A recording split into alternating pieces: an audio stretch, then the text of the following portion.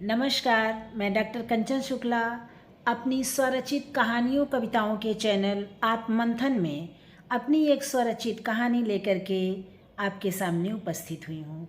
कहानी का शीर्षक है शह और मात। तो चलिए सुनते हैं कहानी शह और मात। पूजा, पूजा, तुम कहाँ हो? पूजा की माँ जानकी ने उसे आवाज़ लगाई। आ रही हूँ माँ, यह कहते हुए पूजा अपनी माँ के पास आ गई। क्या बात है माँ, आप मुझे क्यों बुला रही हैं? पूजा ने मुस्कुराते हुए पूछा। यह सिले हुए कपड़े तुम करुणा भाभी को दे आओ बेटा। आज मेरे घुटनों में बहुत दर्द हो रहा है, इसलिए मैं जा नहीं पाऊँगी। जानकी ने पूजा की तरफ देखते हुए कहा। आपने पहले क्यों नहीं बताया माँ? आपके घुटनों में दर्द है, मैं आपके घुटनों की मालिश कर देती। पूजा ने नाराज़गी जताते हुए कहा। तू नाराज़ क्यों हो रही है? तू पढ़ रही थी ना, इसलिए मैंने नहीं बताया। तेरी परीक्षाएं शुरू होने वाली हैं, इस वजह से मैंने तुझे डिस्टर्ब करना ठीक नहीं समझा। पर यह कपड़ा पहुंचाना बहुत ज़रूरी है। करुणा भाभी को आज शादी में जाना है और उन्हें जो साड़ी पहननी है उसी साड़ी का यह ब्लाउज है। जानकी ने अपनी समस्या बताई। ठीक है माँ, मैं देकर आती हूँ। इतना कहकर पूजा ने ब्लाउज का पैकेट लिया और घर से बाहर निकल गई। पूजा ने करुणा भाभी के घर पहुंचकर दरवाजे की घंटी बजाई। थोड़ी देर बाद एक आदमी ने दरवाज़ा खोला, जो उस घर का देखने में नौकर लग रहा था। उसने पूछा, क्या काम है, किससे मिलना है बेटा? पूजा ने कहा, मुझे करुणा भाभी जी से मिलना है। तभी अंदर से करुणा जी की आवाज़ सुनाई दी। मोहन, कौन आया है? पता नहीं मेम साहब, कोई लड़की है जो आपको पूछ रही है, मोहन ने बताया। तब तक करुणा जी भी वहाँ आ गईं।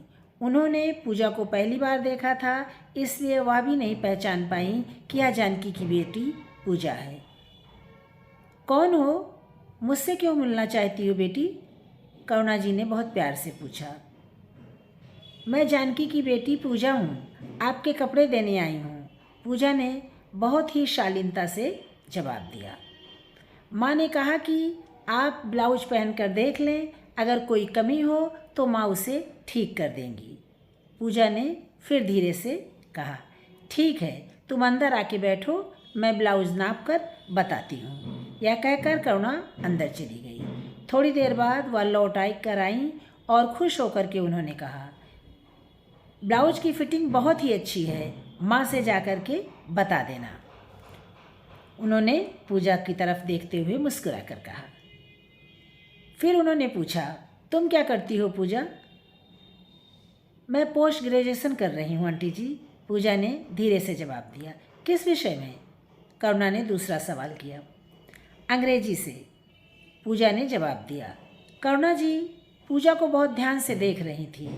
उनका इस तरह देखना पूजा को संकोच में डाल गया। वह जल्दी से उठकर खड़ी हो गई और बोली, अच्छा आंटी जी, मैं चलती हूँ, माँ मेरा इंतज़ार कर रही होगी। इतना कह करके पूजा उनके घर से बाहर निकल गई। पूजा ने घर आकर अपनी माँ से कहा, माँ, पता नहीं क्यों करुणा आंटी मुझे बहुत ध्यान से देख रही थी।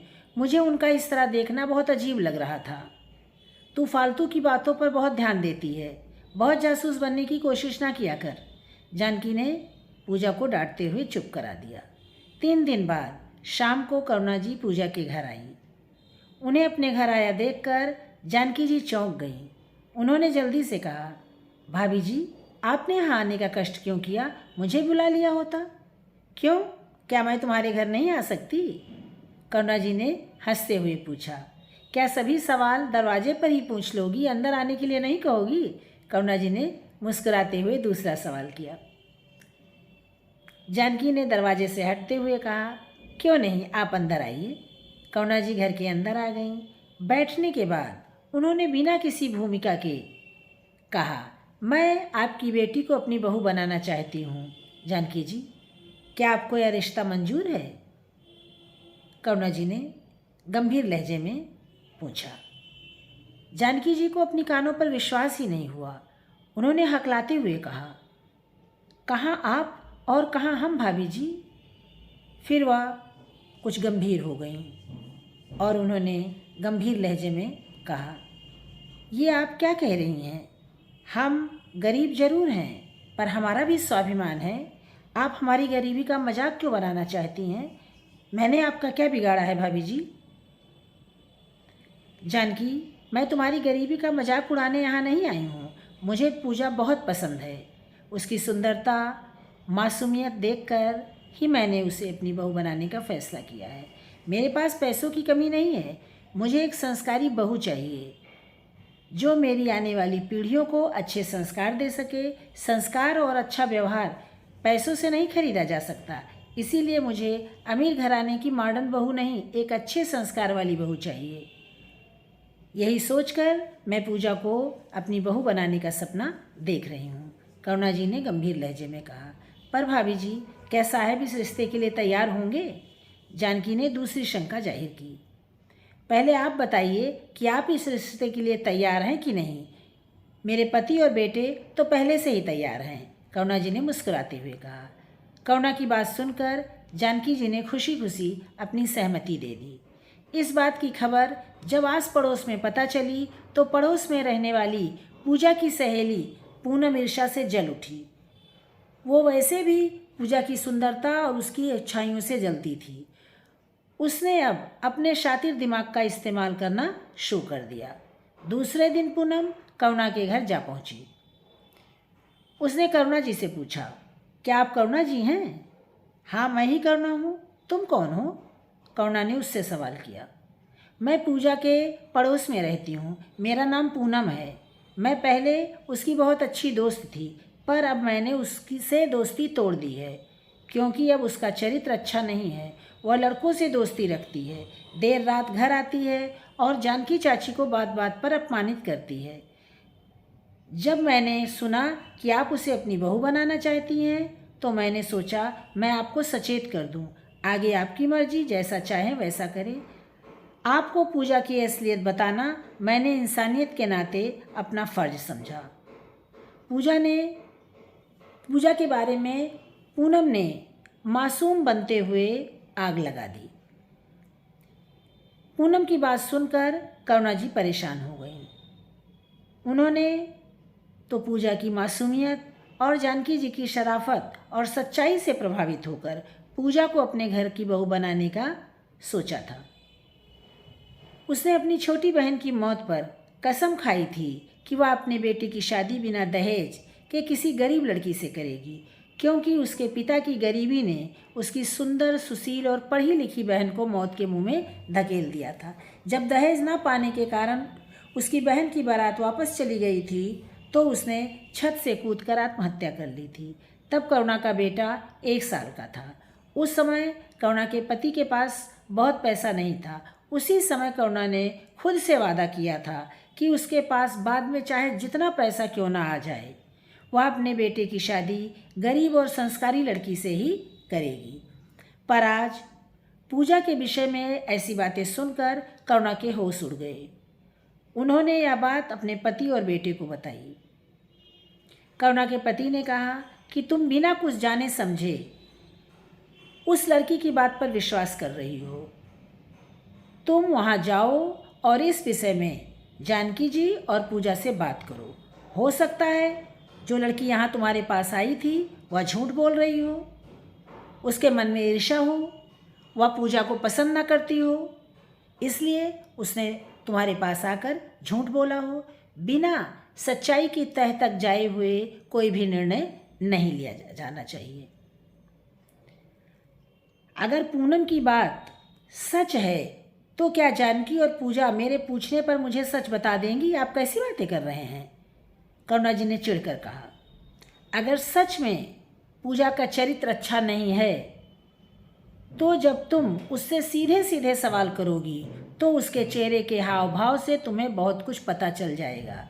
उसके बाद हम और बातों का पता लगा लेंगे, करुणा के पति ने उसे समझाते हुए कहा। करुणा को अपने पति की बात अच्छी लगी और उन्होंने कहा, आप ठीक कह रहे हैं। मैं आज बिना बताए वहाँ जाकर जानकी और पूजा से बात करूँगी। शाम को करुणा जी जानकी के घर गईं। अपने सामने करुणा को देखकर जानकी आशंका से भर उठी। करुणा बैठने के बाद सीधे सीधे अपने मुद्दे पर आई और उसने वो सारी बातें जानकी जी और पूजा को बता दी जो पूनम ने उससे कहा था। करुणा जी की बात सुनकर जानकी जी की आंखों में आंसू आ गए। उन्होंने बस इतना ही कहा, भाभी जी, अगर मन में किसी रिश्ते को लेकर संदेह उत्पन्न हो जाए तो वह रिश्ता आगे नहीं बढ़ाना चाहिए, और यदि बढ़ाना पड़े तो पहले संदेह उत्पन्न करने का कारण पता लगाकर उस संशय को समाप्त कर लेना चाहिए, नहीं तो आगे चलकर रिश्ते टूट जाते हैं। पूजा अपनी माँ की बात को बहुत ध्यान से सुन रही थी। फिर उसने भी गंभीर होकर के करुणा जी से कहा, आप कल शाम को 5 बजे मेरे घर आइएगा, पर कार से नहीं, पैदल। मैं आपको सही और गलत का आईना दिखा दूंगी। मैं यह सच्चाई इसलिए आपके सामने नहीं लाऊंगी कि मैं आपके बेटे से शादी करने के लिए इतनी लालायित हूँ, बल्कि इसलिए यह कह रही हूँ कि मैं अपनी माँ की परवरिश को सही साबित कर सकूँ और किसी के गलत शह को सही मात दे सकूँ। इतना कहकर पूजा चुप हो गई। करुणा कल आने का वादा करके चली गई। दूसरे दिन शाम 5 बजे पूजा के घर वह पहुँच गई। कुछ देर बाद दरवाजे पर दस्तक हुई। पूजा ने करुणा जी से कहा कि आप अंदर रसोई में चली जाइए। करुणा जी अंदर रसोई में चली गईं। जानकी जी ने आगे बढ़कर दरवाज़ा खोला तो दरवाजे पर पूनम खड़ी हुई थी। उसने जानकी जी से कहा, चाची जी, मैं पूजा से मिलने आई हूँ। बेटी, उसका तो रो रो कर बुरा हाल है, इस समय वह क्या बात करेगी? जानकी जी ने दुखी होने का नाटक करते हुए कहा। हाँ चाची, माँ बता रही थी कि पूजा की शादी टूट गई। मैं इसीलिए उससे मिलने आई हूँ। मुझसे बात करके उसका मन हल्का हो जाएगा। पूनम ने हितैषी बनने का ढोंग करते हुए कहा। उसके चेहरे पर जहरीली मुस्कुराहट फैली हुई थी। वह पूनम पूजा के कमरे में गई। उस समय पूजा अपने बिस्तर पर मुंह लपेटे लेटी हुई थी। पूनम ने उसे उठाया और कहा, तू रो क्यों रही है? इसमें रोने की क्या बात है? शादी की बात तो कई जगहों पर चलती है, यहाँ नहीं तो कहीं और हो जाएगी। मैं तुझे कुछ बताने आई हूँ, पूनम ने रहस्यमयी अंदाज में पूजा से कहा। पूजा ने आश्चर्य से पूनम की ओर देखा और पूछा, तुम मुझे क्या बताना चाहती हो? अच्छा हुआ यहाँ तेरी शादी नहीं हुई, तू बच गई, नहीं तो तेरी जिंदगी बर्बाद हो जाती। मैं यही बताने तुझे आई हूँ। वह जो करुणा आंटी का लड़का है ना, वह शराबी, जुआरी और अय्याश है। पूजा ने आश्चर्य से पूछा, तुम्हें यह बात कहाँ से पता चली? करुणा आंटी की पड़ोसन ने अपनी बर्मा चाची को बताया था और बर्मा चाची मेरी मम्मी को बता रही थी, तब मैंने भी सुन लिया था। यह सुनकर मैं तो चौंक ही गई। फिर मैंने सोचा कि तभी तो करुणा आंटी अपने अय्याश बेटी की शादी तुझसे करके अपना उल्लू सीधा करना चाहती हैं। अरे तू ही सोच, इतने अमीर लोग हम गरीबों की लड़की से शादी क्यों करेंगे? पूनम ने तर्क दिया, जबकि उसके चेहरे पर जहरीली मुस्कुराहट फैली हुई थी। यह पूजा ने साफ साफ देखा। पूजा ने पूनम का हाथ पकड़कर बहुत दुखी मन से उससे कहा, तूने मेरी ज़िंदगी बर्बाद होने से बचा लिया पूनम। मैं आज बहुत खुश हूँ और इसी खुशी में मैं तुझे भी कुछ देना चाहती हूँ। तेरी जैसी दोस्त सभी को मिले। पूनम मन ही मन अपने शह पर बहुत खुश हो रही थी। उसके चेहरे से यह बात साफ पता भी चल रही थी। पूजा, तू मुझे क्या देना चाहती है? पूनम ने खुश होकर पूछा। तभी पूजा ने कहा, करुणा आंटी, अब आप बाहर आ जाइए। करुणा जी कमरे में आ गईं। करुणा को अपने सामने देखकर पूनम का चेहरा शर्मिंदगी से काला पड़ गया। करुणा जी ने गुस्से में पूनम को देखते हुए कहा, तुम खुद को पुनः पूजा की दोस्त बताती हो? तुम तो दुश्मनी के लायक भी नहीं हो। तुम चेहरे से नहीं दिल से काली हो। तुम औरत के नाम पर धब्बा हो। किसी शरीफ खानदान की बहू बनने के लायक ही नहीं हो। तुम्हारे जैसी लड़कियां ही ससुराल को जहन्नुम बना देती हैं और हर रिश्ते को गंदी नज़रों से देखती हैं और वहाँ जहर घोलने की कोशिश करती हैं। आज के बाद कभी भी तुम पूजा के आसपास ना दिखाई देना, वरना मुझसे बुरा कोई नहीं होगा। तुम्हारे जैसी लड़की से दोस्ती करने से अच्छा है व्यक्ति अकेला रहे। करुणा जी की तेज आवाज़ सुनकर आस पड़ोस के लोग भी वहाँ इकट्ठे हो गए। जब उन्हें पूनम की हरकत के बारे में पता चला तो सभी के चेहरों पर पूनम के लिए नफरत के भाव दिखाई देने लगे। करुणा जी ने बहुत गर्व से अपनी होने वाली बहू की ओर देखा, क्योंकि आज पूजा ने पूनम को अपनी बुद्धि से करारी मात दे दी थी। करुणा जी को ऐसी ही संस्कारी और बुद्धिमान बहू अपने बेटे के लिए चाहिए थी। आज उनकी एक ख्वाहिश पूरी हो गई थी। उन्हें अपने फैसले पर गर्व महसूस हो रहा था। करुणा जी ने आगे बढ़कर बहुत प्यार से अपनी होने वाली बहू को गले से लगा लिया। यह देखकर जानकी जी की आंखों में खुशी के आंसू आ गए। आज उनकी तपस्या रंग लाई और उनकी बेटी को इतनी अच्छी ससुराल मिल गई थी। तो ये थी मेरी कहानी शह और मात। अगर आपको मेरी कहानी पसंद आई हो तो इसे लाइक कीजिएगा, शेयर कीजिएगा और मेरे चैनल को सब्सक्राइब कीजिएगा।